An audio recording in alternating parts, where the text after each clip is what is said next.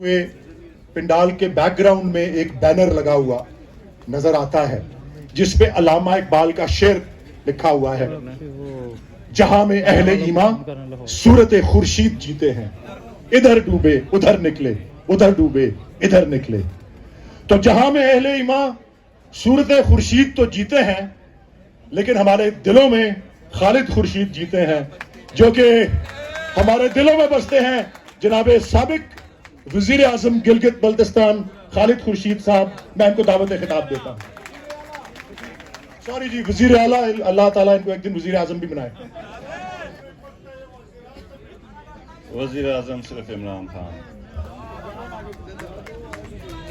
बिस्मिल्लाहिर्रहमानिर्रहीम। वलीद इकबाल साहब, आपका बहुत बहुत शुक्रिया। मैं आज इस लाइन में जब बैठा था तो मैं बड़ा परेशान था और अपने आप से पूछ रहा था कि मैं तकरीर क्या करूं। एक तरफ अली मोहम्मद खान है, एक तरफ वली इकबाल है, 20 मिनट और सेनेटर साहब अभी तकरीर कर गए, रऊफ हसन साहब ने आना है, शहरियार आफरीदी साहब की तकरीर है। तो इस गर्मी गुफ्तार का मैं मुकाबला नहीं कर सकता। बहरहाल आप सबका शुक्रिया, बिलखुसूस रऊफ हसन साहब का, कि इतनी खूबसूरत तकरीब इन्होंने आज ऑर्गेनाइज की और तमाम शुरका का मैं सबके चेहरे देख रहा हूँ कि किस तरीके से खिले हुए हैं।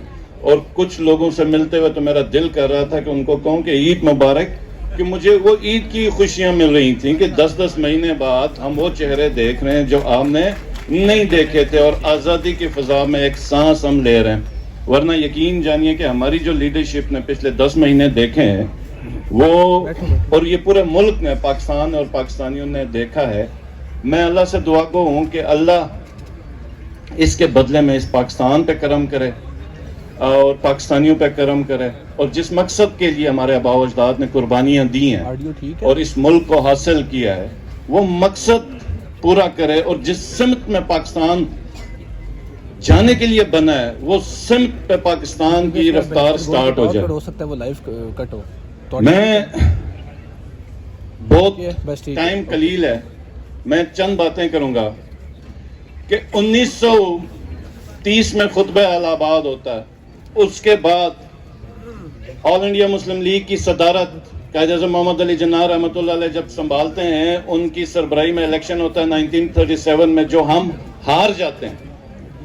1940 में 23 मार्च में मिंटो पार्क, जो अब ऑल इंडिया मुस्लिम लीग की गैदरिंग होती है, और वहां पर मेरा ख्याल है शायद पहली दफा पाकिस्तान का नाम इस्तेमाल हुआ करारदाद में, और मुतालबा किया गया। ये सुनने की बात है, और मुझे पता है इफ्तारी का टाइम करीब है, मैंने भी भागना है, लेकिन ये जो बात है वो ये है कि मुसलमानान बरसगीर पाक व हिंद ने एक खित्ते का मुतालबा किया, आजादी का मुतालबा किया, इंडिपेंडेंस का मुतालबा किया कि मुसलमान एक आजाद कौम है और इनका हक है कि आजादी के साथ अपने मजहब इस्लाम के रोशन उसूलों के मुताबिक ही अपनी जिंदगी गुजारें।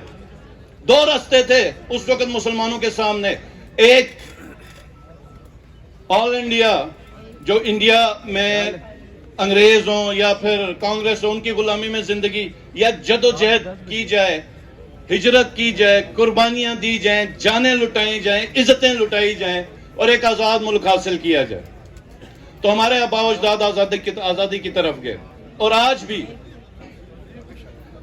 भी हमारे सामने एक सवाल है, और वो सवाल ये है कि आजाद पाकिस्तान या गुलाम पाकिस्तान, आजाद पाकिस्तान या मुशर्रफ का पाकिस्तान। जब एक फोन कॉल आती है तो लेट जाता है। आजाद पाकिस्तान या जिया का पाकिस्तान, जिसमें पीनट्स के ऊपर पाकिस्तान अफगान वॉर पे जाता है अपने मफादात के खिलाफ। और जब भी ये याद रखें एक ऐसी हुकूमत होती है जिसको अवाम की सपोर्ट नहीं होती है, तो वो फिर इंटरनेशनल पावर्स की सपोर्ट के लिए वो मुआहदे कर जाती है जिसका खमियाजा पूरी कौम भुगतती है।